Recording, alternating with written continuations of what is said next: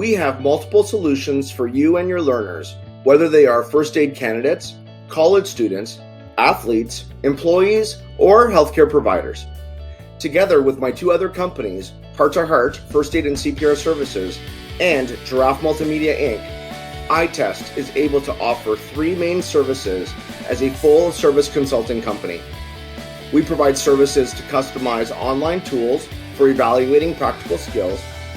We provide services to customize learning management systems. We also provide services to help with content development. This includes start-to-finish video production services and existing content, such as first aid videos and frameworks for running evaluations. If this relates to you, please fill out a form on our website and we will schedule a meeting. You can also read more about the specific packages we offer in our information package. All right, great stuff. Okay, here we go. Hello, everyone. My name is Nick Rondinelli. I am the CEO of Heart to Heart First Aid and CPR Services. I'm also the president and co-owner of iTest, and I'm also the co-owner of Giraffe Multimedia.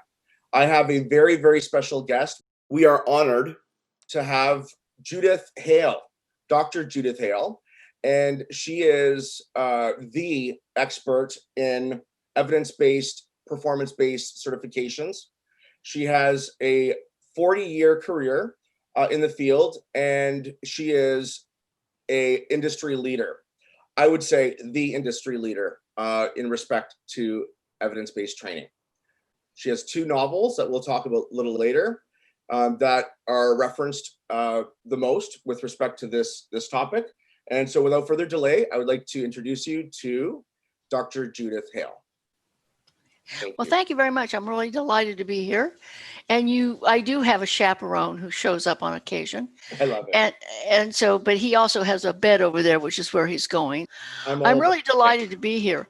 I have been in this space related to performance and evidence-based testing for a long time. What can I share that you think would be of value? So did you see our iTest promotional video? No, I did not. I am flat out. I'm working 16-hour days. No worries. And Judith, honestly, it's probably better that way. So I actually thank you for not watching it because it allows us to have a more pure and organic sort of experience with you. Excellent. So I would love to start off with, can you provide us with a brief description on the area of expertise in regards to the field of education?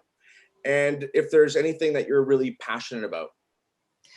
Well, let's talk a little bit about my area of expertise. You talk about performance-based and evidence-based credentials or certifications. And I have been in that business literally for like 40 years across all industries. And part of it, we use those words interchangeably and they're not truly interchangeable.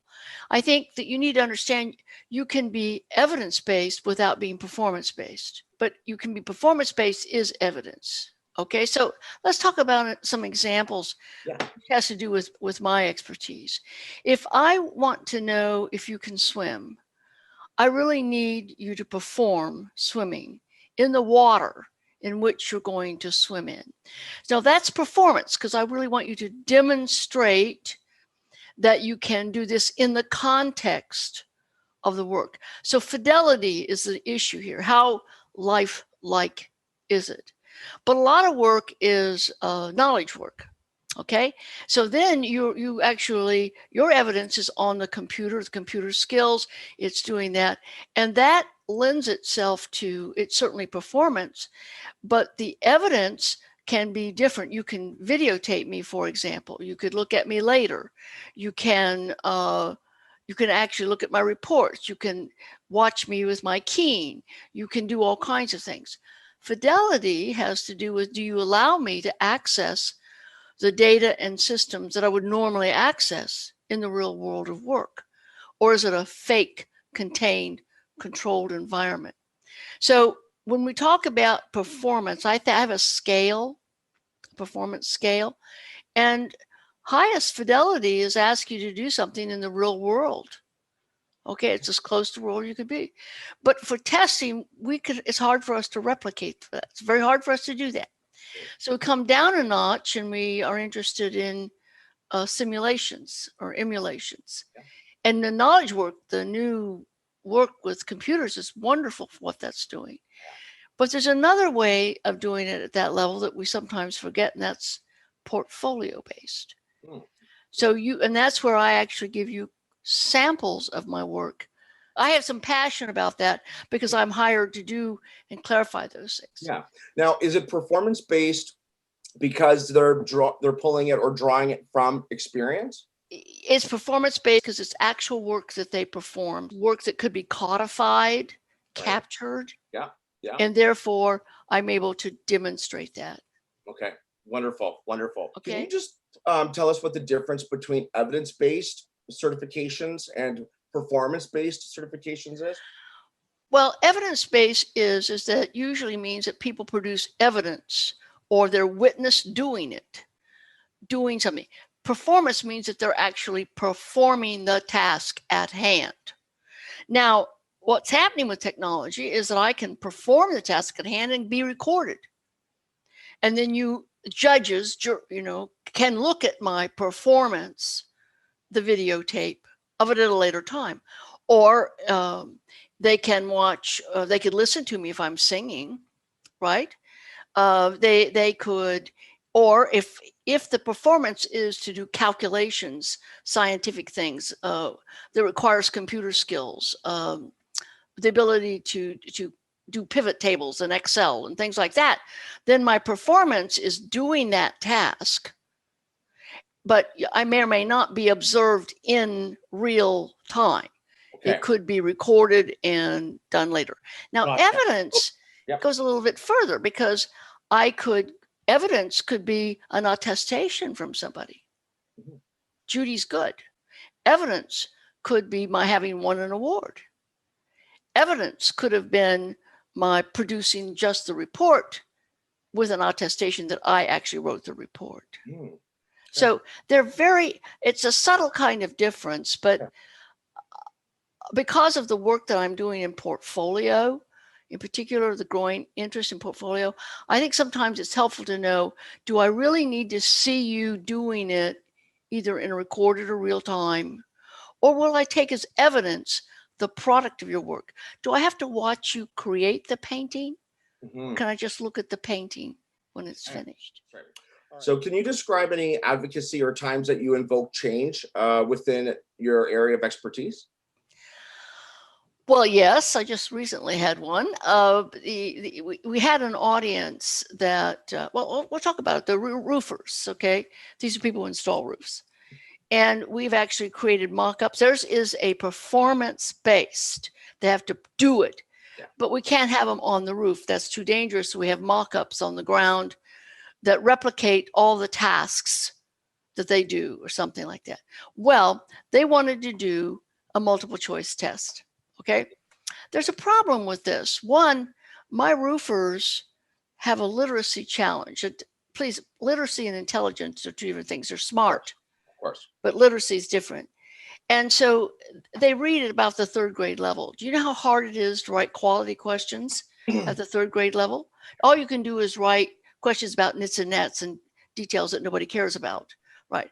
So I really had to, I have I pulled this one off, got them to shift totally to doing just a performance test. Oh, wow. And they can do verbal questions. Of course. You can do that because now they can be asked what would happen and how did you do this? And I mean, you can bed questions in it and the people can tell you the answers. So now you're not testing reading, which they don't have to read on the job. Yeah.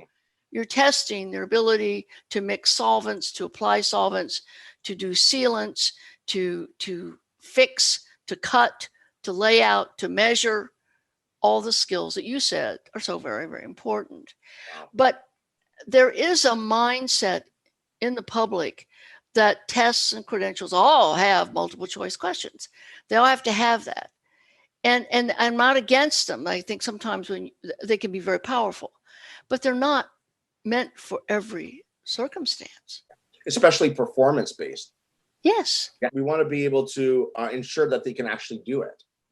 Well, you're talking about your CPR. Okay. I know that they have like dummies models, and those can have electronic things in it, so you can measure pressure, timing, speed much more consistently than if they had a human being there, right?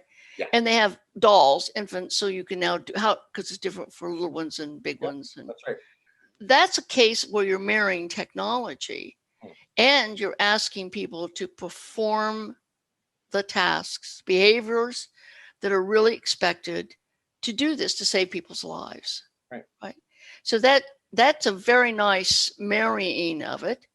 And I guess because those dolls have electronic devices in them, you could record them doing it and judge it later if you needed to, right? I mean, you don't have to be there in person. Yeah. So a lot of the mannequins will either have a clicking or maybe a light that turns on that would let the instructor know if they're doing it properly. Right. So when you are dealing with, I'll call it life-saving or kinds of issues, there's a couple ways. Like on my kiln operators, the system won't allow you to let it blow up. If it's going too hot, the system, it's like the plane, the pilot. Yeah, that's what I'm imagining. So the pilot's not allowed to, the plane says, you can't do that. So we have that. And then that is there is a history on that. And people go back and say, the plane had to scold you. The plane had to do some no-nos to you. What were you doing? Well, in a kiln operator, they have a system that does no-nos because it's too risky. Yeah, of course. I mean, it's too dangerous. Yeah. So when you have things of a lesser scale, we'll call it like that. And then you have, so what do you do? Well, one of my clients, they simply do audits. They come in periodically and it's unannounced and whatever, or they do record you and they do watch what's going on because it's important. They're telling you that what you do is important and we expect you to perform consistently over time. Perfect. Thank so you. They do audits and everybody knows that. Okay. So let's coming back to my roofers. Yes. The biggest thing was qualifying the judges. Right. Okay. So you're going to have me watch somebody steel cut, splice, flash. I don't know what's good. Okay. So what we have is that we have videotaped very discrete tasks properly and improperly done, right and wrong. Yeah. And they have to watch it and they're not allowed to do a replay because they have to see it right now. They don't get, do that. No. They have to see it right now. So we have all these videotapes and they have to prove that they can spot it. Amazing. To become the judge. Amazing. Excellent. Wow. So you have to think, the reason I'm making these distinctions is that you have to know what it is you're trying to discover or validate. Yeah. How much fidelity can you achieve? How much confidence do you have? And this is why I get very nervous when everything is based on one test. Oh yeah. No. You need to look at who's qualified before they even come in. Did they complete some training? Did they have some experience? Does somebody see them doing? You know what I mean? Yeah. So you have these checks and balances. What frameworks, if any, would change for training in the virtual space versus in person or in class? Well, I think COVID, the bad news is COVID. The good news is COVID. The good news about COVID, it is forcing people really to look hard about, do they really need face-to-face, hands-on? And it's allowing people like yourselves to step up and say, hey, we have solutions and we're willing to partner and collaborate with you in ways to add fidelity and see what we can do. So I think people are stepping back and revisiting their whole assumptive base on this.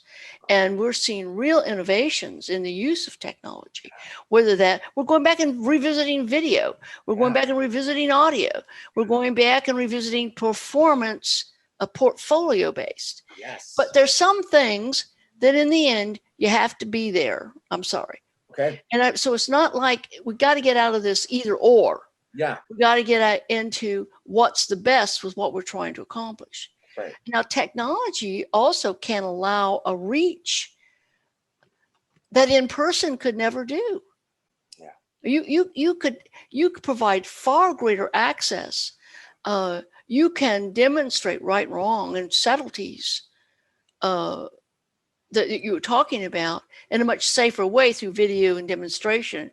And it's not cost feasible that people can travel into a single location to do that. So what are people started out with COVID? Of course, the illness is devastating. I don't mean that. That's true. They started out with, oh my, we can't get together. We're helpless. We can't do anything. And to, oh my, maybe we can be innovative. Yeah. And they're really stepping up and asking hard questions about why we do what we do, how we do. That's it. Roofers, all of my stuff is done on the phone. Nice. Okay.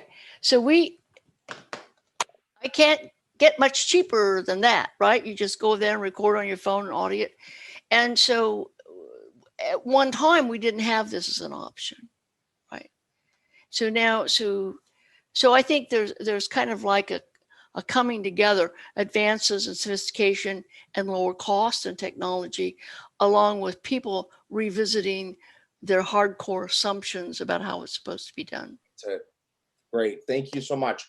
A burning question. So when the roofers take the image or the video of that certain skill, is there any frameworks to that or parameters or rules for the actual capturing? And who does it go to and who actually evaluates it? Well, I think, first of all, the rules are you have to be very clear about what it is, the behaviors that you really want to capture. Next, you have to be explicit about the circumstances around it. Now, with my roofers, we don't really do it on the roof because of the dangers. Right. And we also don't, outside at 110 degrees, we don't need that either.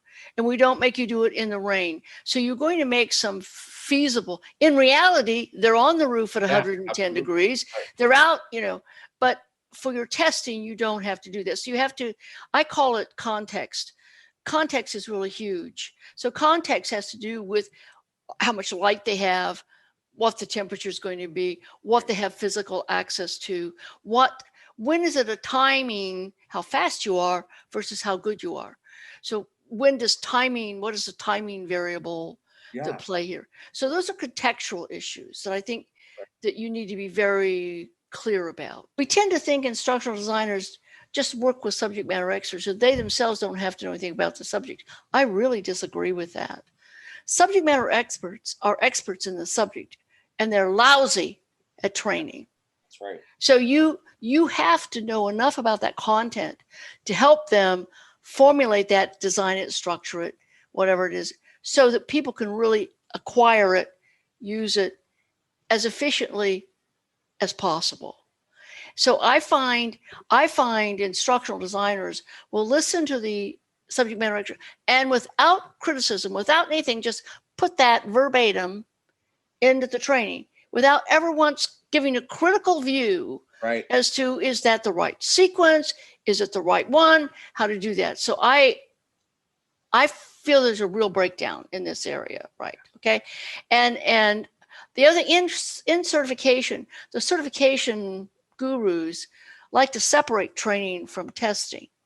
And as admirable as that sounds, I don't think it's wise. Interesting. If you really want to know, and if you really want to build fluency, proficiency, competency, then you have to look at the capabilities. You have an obligation to make sure that they're taught the rules, the procedures, and whatever, that they get feedback so that they learn and grow. You have to be committed to them being able to practice in a safe way to acquire these skills or something.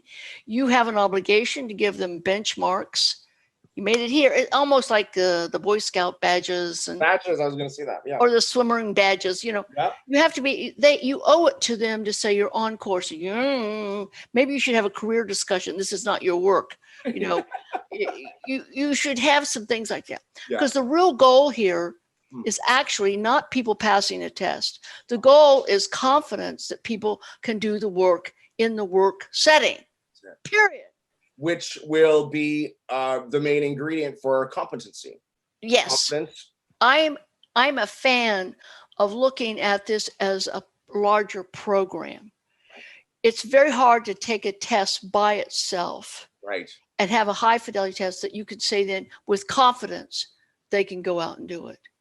But if you look at it as a program and saying we know they have experience, they've got some enabling skills, they've gone through certain training, and you can build tests in there to make sure that they're on course and things like that. But I really think it's unfair to take a test out of context, even though you've done a job task analysis. Excellent. And then draw, because the public says you're certified, that means you can do it. But the certifiers are saying, no. You pass the test, you know the rules. That doesn't mean you can do it. Well, the public doesn't see that difference. That's right. The public says, hey, you're a certified CPR, then you know how to CPR me. Is that a word? No, but the point is there. Like, and there is a big public trust with in any type of regulated certification, where the public will trust that the systems are in place where if I have a heart attack on this golf course or at my workplace, that there's going to be someone who knows what to do in a very timely way, in an effective way, but ultimately provide the components to the chain of survival to give me the best chance of survival.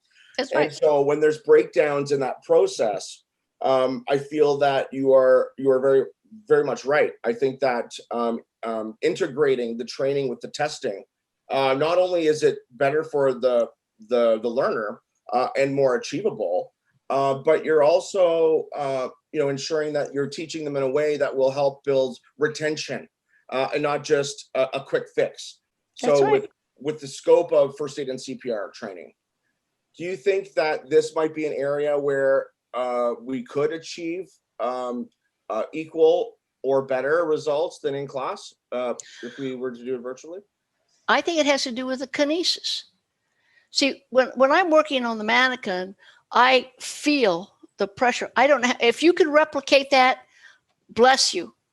But there's some things, right now, I don't know about that. It comes back to my swimmers, and eventually you got to have water. I'm sorry. Yeah. I can't simulate the water, right? So CPR, there is a kinesis. There's understanding pressure, compression. It's the feel. It's knowing where it is. You put a word to something that I've been struggling to find, and that's kinesis, which is it's the movement. It's the act of measuring how many inches your shoulders go down when you're doing compressions, or monitoring the breaths and seeing the chest rise, or seeing listening to the compressions and the clicking. And so kinesis, thank you. Oh, I've been trying to find a word for that for the longest time. Using video as evidence for competency and kinesis, there would have to be that element.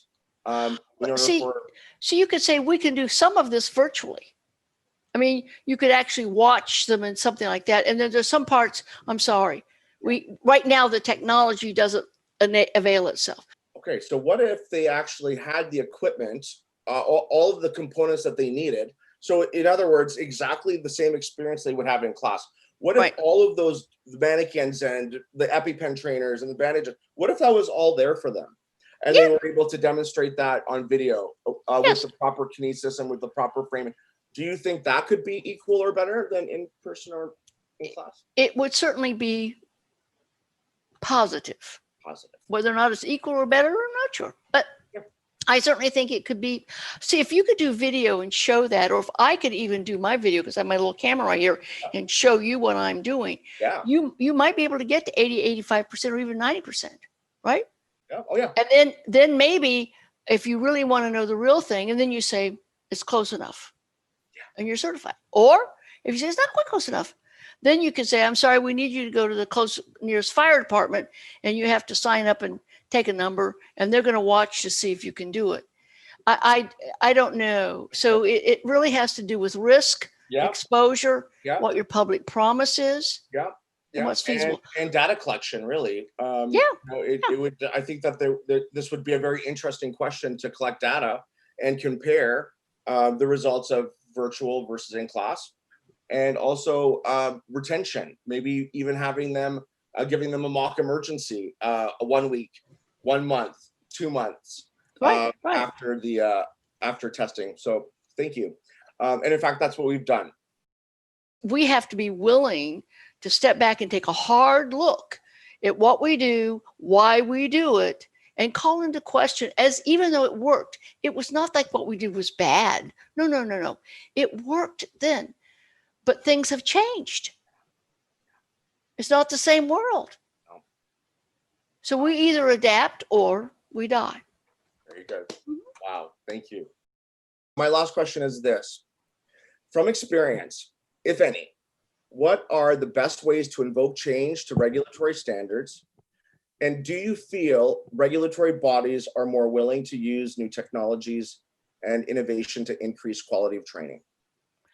I think they're getting much more open to it. I really do. It's not just your field, but all around.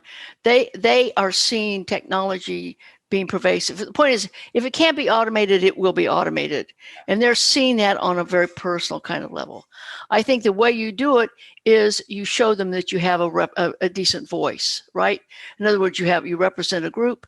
But the question is you want to force them to do the right thing. It's hard for them to say, no, I don't want to do the right thing. So the question is always, do you want to do the right thing? Not, do you want to change? Right. Be careful. And then draw on their own real experiences. They're seeing it. And you're not the only industry. No. Every industry is being affected by technology. Yeah. And every industry is being affected by COVID-19. I am a very big fan, and I want to thank you so much for giving me the chance. Well, I want to thank you for the privilege. It's been a lot of fun.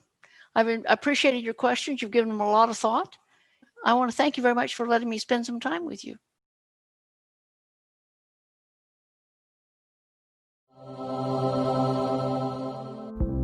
Our startup company cannot be more excited to share our innovative, patent-pending product, an online solution for practical skills testing and evaluation within a learning management system for certification and record-keeping purposes.